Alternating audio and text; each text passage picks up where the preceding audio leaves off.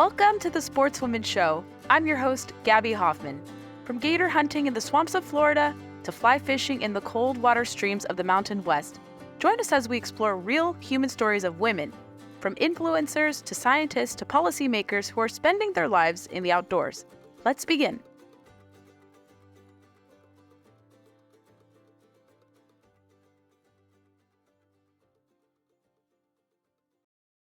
Listeners, you are in for a treat. I have my very good friend, Snookie, joining us on the Sportswoman Show. Snookie, it's so good to have you here. Thank you for coming on. Thank you so much for having me. I'm really excited about this. For those unfamiliar with your story and your background, we connected, of course, because we both live in Virginia. We love to fish. But I would really love you to tell the story of your fishing origin story, how you got really hooked into this, like who was the instigator behind you being so enamored with fishing. So tell your story. I think it's really worth sharing.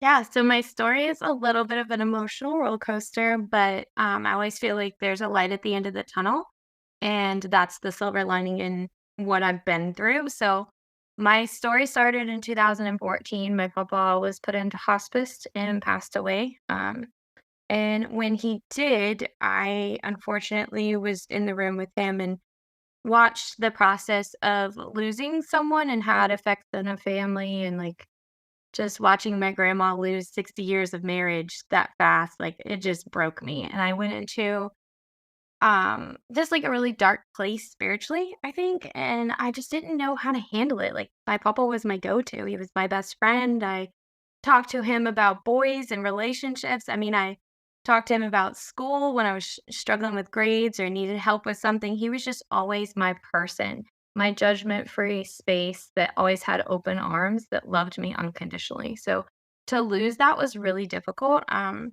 I just took some time to like recoup and figure out what it was I wanted to do. And I felt like I couldn't find sunshine no matter where I went. So one day I decided to go to the pond that my papa and I used to fish. And I just kind of sat there and cried it out in the car, which is so sad. Like, I didn't know how to talk to my family about it or my friends. I just would do what I needed to do in private. And the next time I went, it was like, okay, I'm going to try to walk around the lake and just be in nature and just let it out. And then eventually it started building up to like, this isn't what he wants for me. He wants me to be happy. He would be so mad at me if he found out that I was crying. Because even when I would cry, whenever he first got sick, he would be like, you better stop that. Come on now.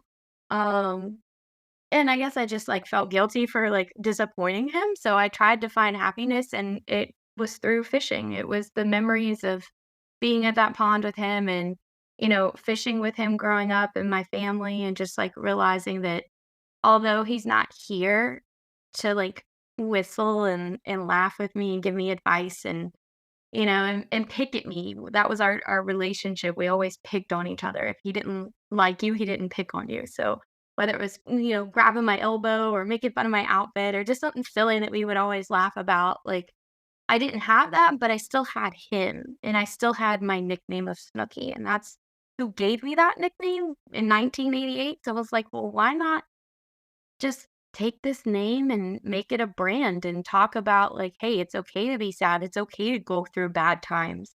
You can pull through with nature. Nature is healing, whether it's the sounds of the birds singing and just that serenity or the sunshine on your back or listening to the way that the lines sing in the wind. Like, it's something and you just have to find that. So that's the short version of like what I went through in those years. I love you retelling that story because you've told me that several times before, and it's such a nice, heartfelt story, to develop a fishing bond with a family member, in your case, your papa. What was your most memorable fishing trip with him? Do you recall like a particular like catch that you guys got or some sort of moment in a fishing trip you two had together before his passing? Yes, I do. There is a ongoing joke with all my close friends and family that every time I lose a fish, it's because of karma in a funny way. Like when I was younger, my papa caught a huge bass, and it was like I don't think he was using a lure at the time. I'd have to go back on the photos, but I think it was a bobber and like a minnow or something. Caught this massive bass out of the pond, and I went to lean over the banister part to grab the line. And this, now, granted, don't give me too much of a hard time. This was before I was an avid angler, but I didn't know any better. And I grabbed the line and it snapped off. And he saw how big the fish was. And I just remember everybody going, no, like just so disappointed that I did that. And my papa and I never fought. He just wasn't that type of person. He was a very spiritual man, so he just didn't think that, like, arguing was the way to handle things, and I think that was the first time and the only time he ever looked at me with just, like, a little bit of disappointment in his eyes. I mean, we still hugged it out and everything was fine, but it was just that time. So now every time I'm out there and I'm fishing, whether it's, out on the bass boat or the kayak or even in the saltwater, like, and I lose a fish, I'm just like, "Okay, papa, that one's for you. I get it, like, you can keep that one." That's cute. And so your love of fishing that you developed with your papa, how did that translate into a career? Were you always in the fishing industry, or did you come to it after working in other industries more so?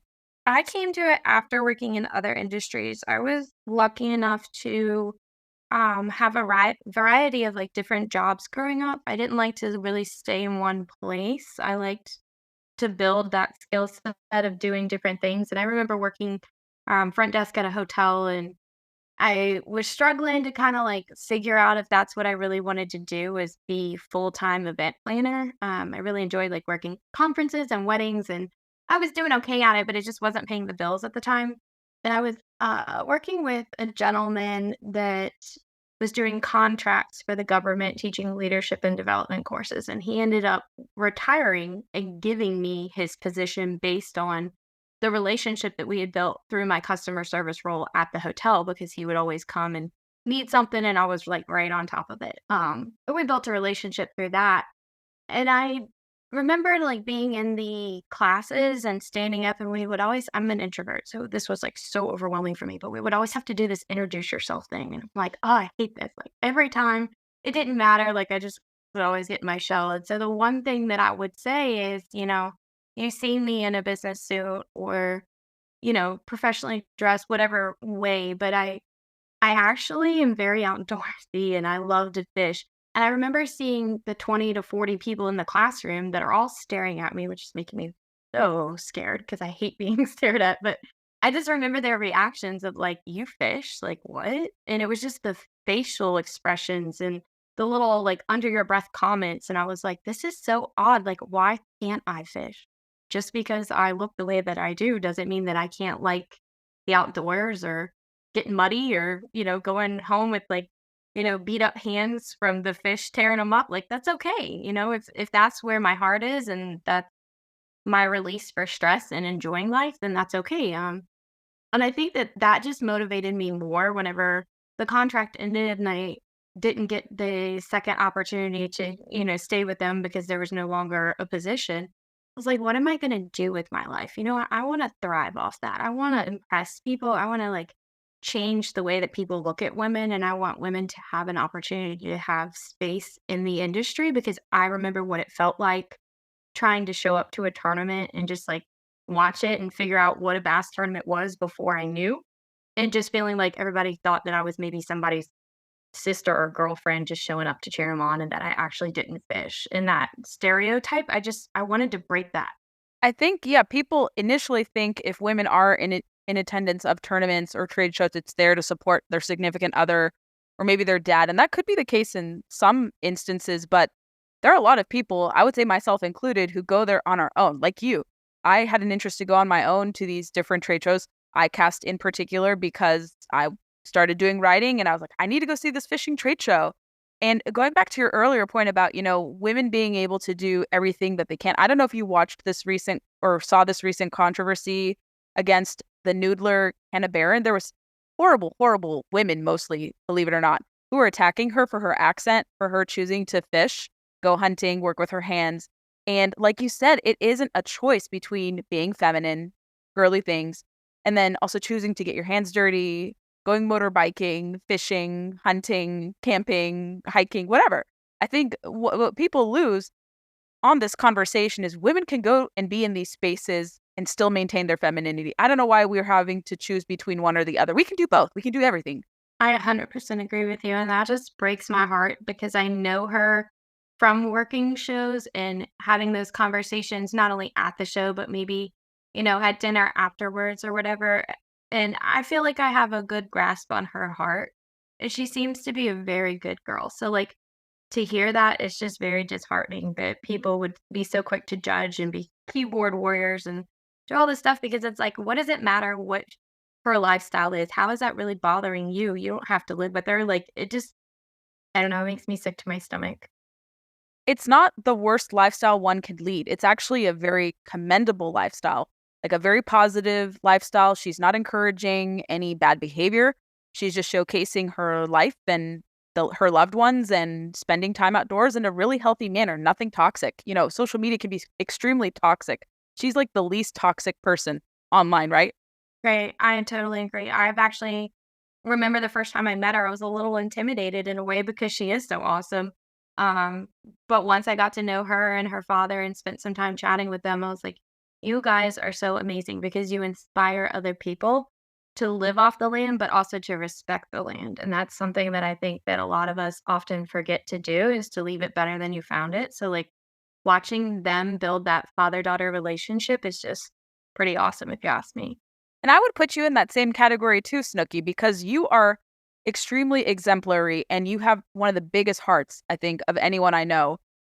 Opening yourself up and opening fishing to so many different kinds of people, to kids, to other women, to guys, to everyone and under the sun. And so giving back is also a very big part of what you do in the outdoor industry, which we'll go into a little bit more. But how important is it to get different kinds of people, to get our fellow Virginians in particular when you're focusing more locally, because you do a lot here locally closer to you in Powhatan and Richmond, kind of your area, which is a little further away from me. But I know all the parts of Virginia, but in your corner of Virginia, you're very involved. And then you're also involved outside of Virginia.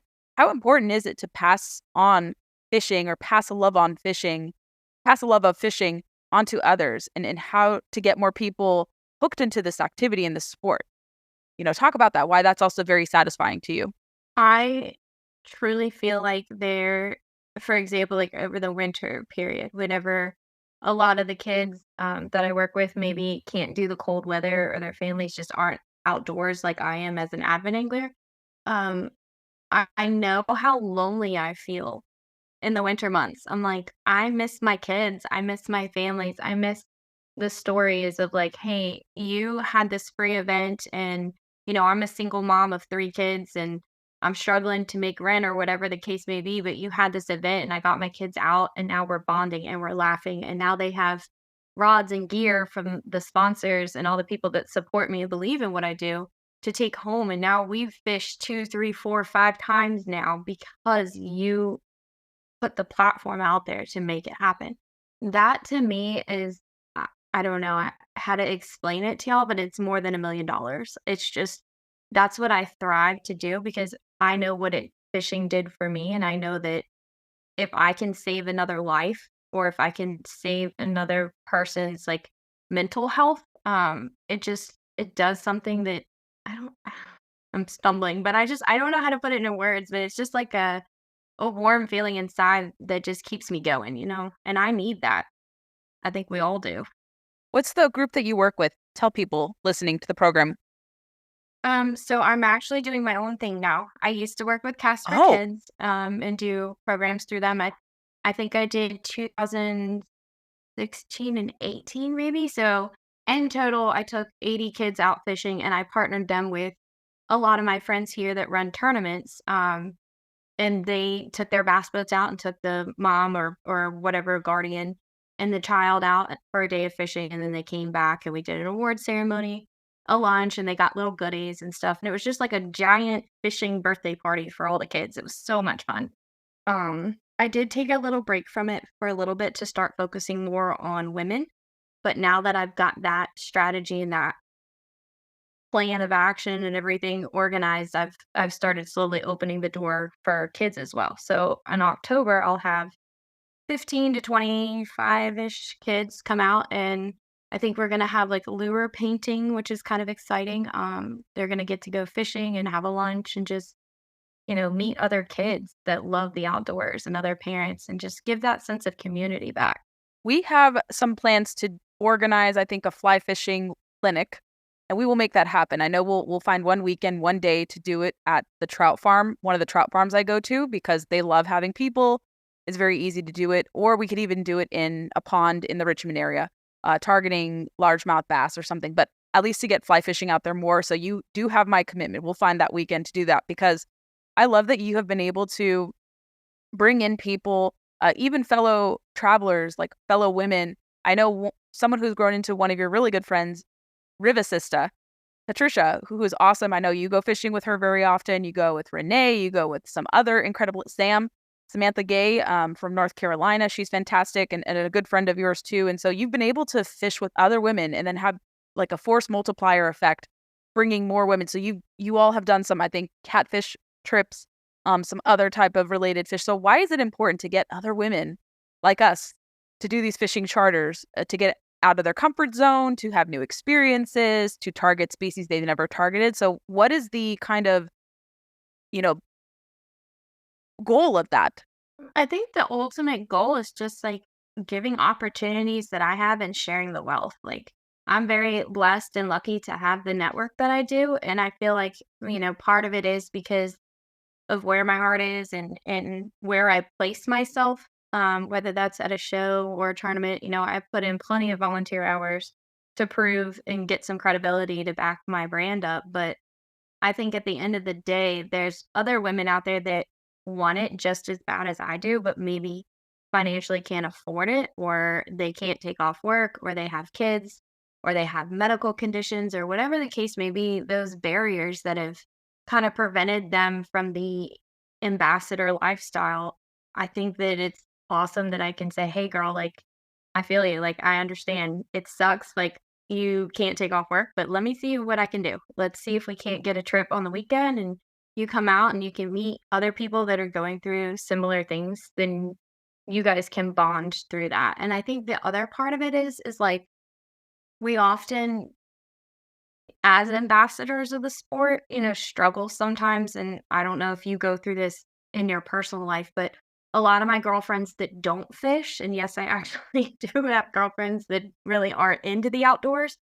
Sometimes they just don't understand when we go to the beach why my leg is twitching. As I'm reading the water, I'm frustrated that I'm not fishing, and it's hard for me to like calm down and be around nature and not be doing these activities because I love it so much.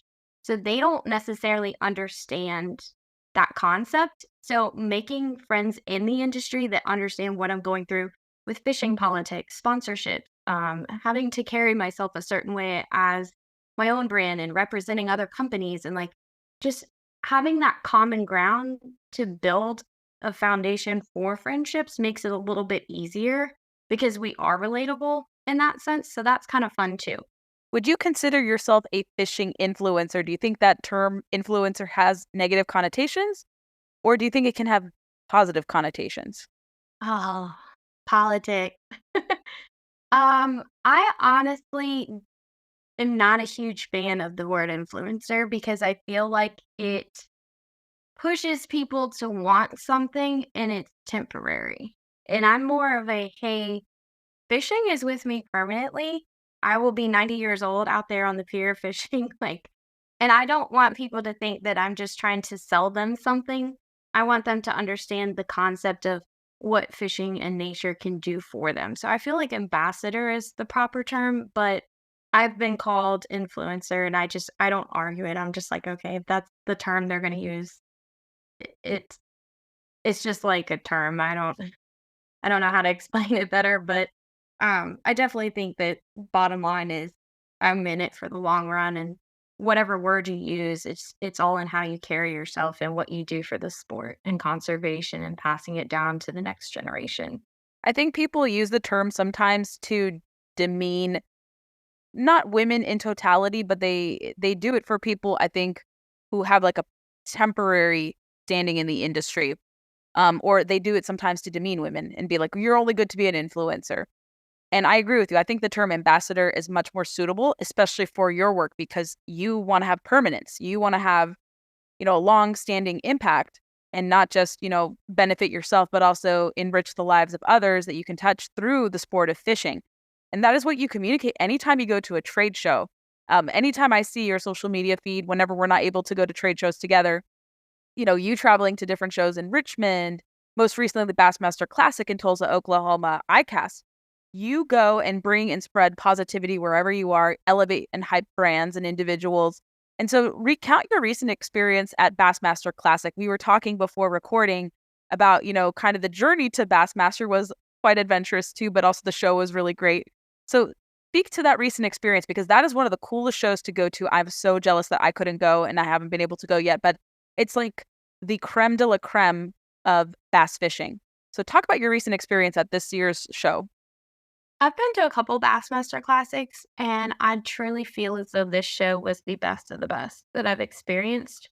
And I don't know if that's based on the demographic of where we were, or if it's because I recently had a couple changes in my personal life that just I really needed that positivity of the classic and seeing my friends or whatever the case may be. But walking into the expo this year, I could see the love between people. I could see that it wasn't just about coming and seeing what is the new color at Pro that they're only releasing at the classic, or what is this new swim bait, or those sales type environments. It was a lot more people getting together on the um like community side. I saw the girls getting together and chatting, and all of a sudden my phone's blowing up and I've been added into a group text on Instagram, and they're like, "Hey girl, like we want you to come.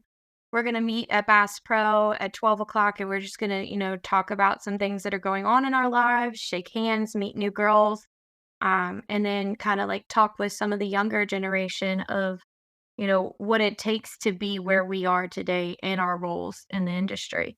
And that was just so empowering. And the fact that my buddy Bruce and my buddy Jacob came and they filmed it for me and they supported the girls, and then seeing like some of the girls' boyfriends and fathers and grandpas and some of their sponsors that are males in the community just coming and surrounding us with love, like that was so empowering. And I just that's the kind of stuff that we need to see, I think.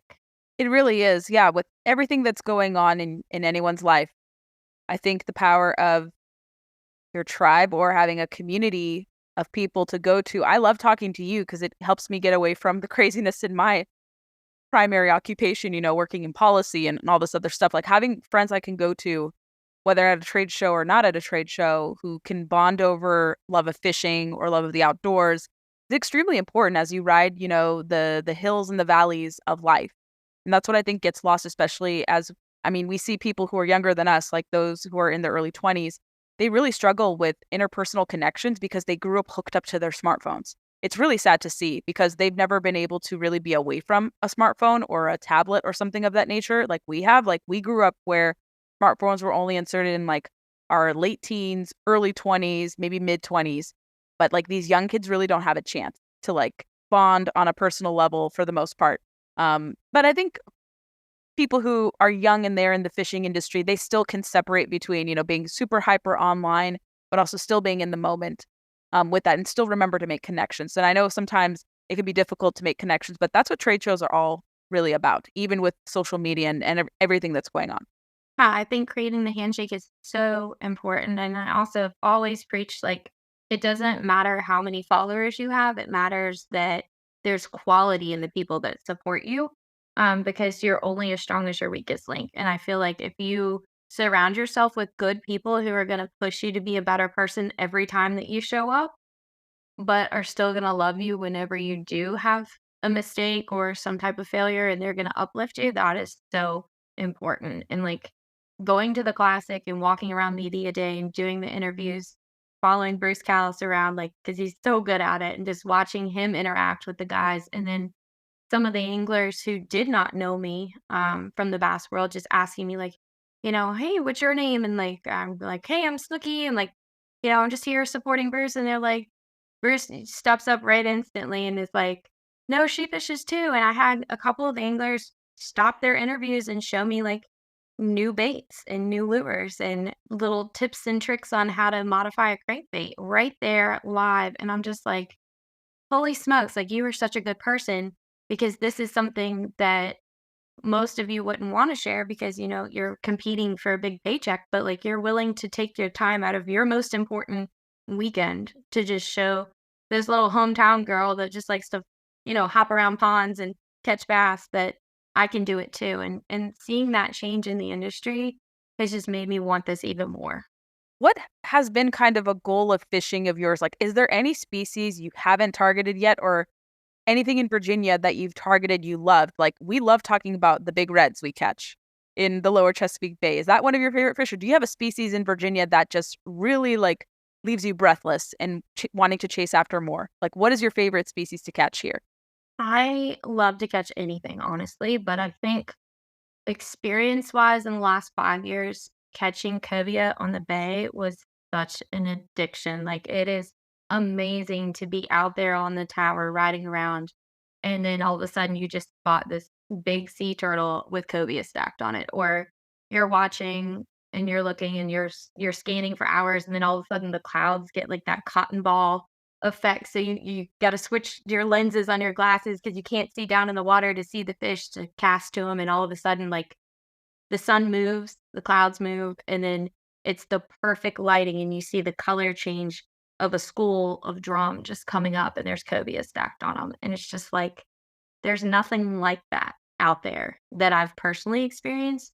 And then on the freshwater side, it's something about, like, the catfishing. I get so frustrated sometimes because I wanna grab the reel and the rod and everything, and I'm just, like, so giddy as I am now just even talking about it.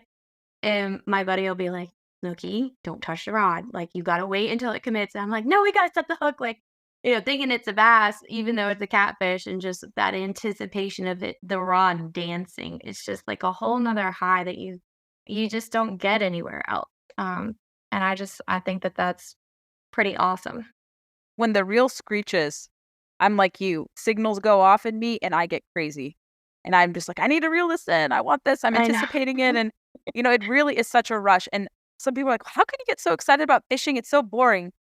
And I tell them, it's not. It's so much more than what you think it is. And it's not going to be instant. Like you said, when I had my second cobia slash red drum experience with Captain Sean Shapiro of See Me Sport Fishing, we'll have to go together. He's phenomenal. Great captain, puts you on the board. Like, I saw what you saw. I saw the school of fish, the lighting, the sunlight, being positioned in a certain condition, certain place, like really was a recipe for success because we were chasing fish and he was going off of different blotterings on his navigation system until we can find like a good school of them. And we did. And then just the action, it was endless. Like all three of us, my dad, my friend Amy, and me, we all caught like red drum all at the same time. So we couldn't all film each other. I could only film like, a little bit here and there, and I couldn't Oh have my my red gosh. drum film.